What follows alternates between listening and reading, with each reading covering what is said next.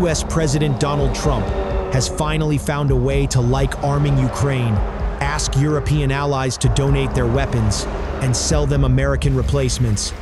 Some Patriot missile defense systems should arrive in Ukraine within days, Trump said in the Oval Office. Trump's move to take credit for the additional weapons headed to Ukraine has created some mild friction in Europe.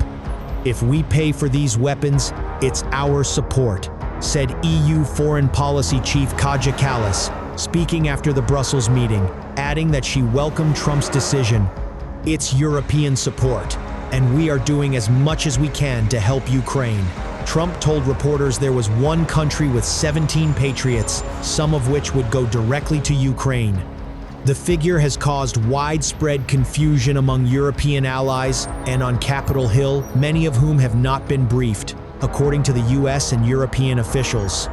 No NATO member except the US has that number of Patriot systems, said two sources familiar with the matter, causing speculation that Trump may have been referring to particular Patriot components, like launchers or missiles. German Defense Minister Boris Pistorius, who visited the Pentagon on Monday, said the Germans would discuss sending Patriot batteries to Ukraine with the US in the coming days or weeks. We're going to make top-of-the-line weapons, and they'll be sent to NATO, he said. The costly Patriot systems in high demand among US allies have proven effective at destroying Russian ballistic missiles aimed at Ukraine's cities. But since the announcement, it has become clear Trump presented a framework, not a fleshed-out plan. How sizable any support ends up being for Ukraine will depend on coming negotiations about who provides which equipment, according to 10 officials in the US and Europe. The central question is, who would donate the Patriot batteries, and when? As always with these things, the devil is in the details, said one Northern European ambassador in Washington. The plan, which Trump and NATO Secretary General Mark Rutte hatched in recent days, according to two sources familiar with the discussions, has been received positively by Ukraine and its allies. Leaders in Kyiv and elsewhere have celebrated a major tonal shift from Trump, who had until recent weeks spoken glowingly of Russian President Vladimir Putin. During his Oval Office meeting with Trump on Monday, Rutte mentioned 6 NATO countries: Finland, Denmark, Sweden, Norway, the Netherlands and Canada that were willing to participate in the weapons purchasing scheme. High-ranking sources at 2 of those countries' embassies in the US told Reuters they personally learned of the plan as it was announced. Even close US allies appeared to learn of the proposal in real time. It is my clear sense that nobody has been briefed about the exact details in advance, said a separate European ambassador. I also suspect that internally in the administration, they are only now beginning to sort out what it means in practice.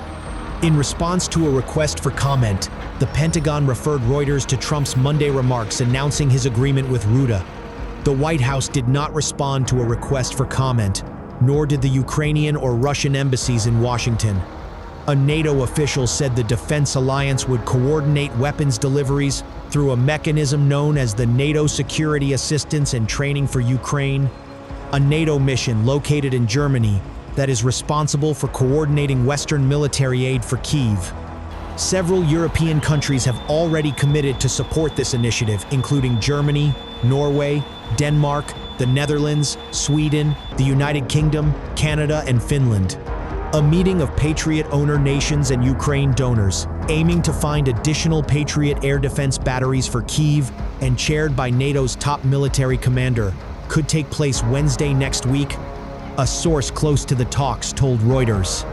A source familiar with the matter said the US has signaled willingness under the proposed arrangement with European allies to send additional offensive weapons, although Trump has said that Ukraine should refrain from attacking Moscow.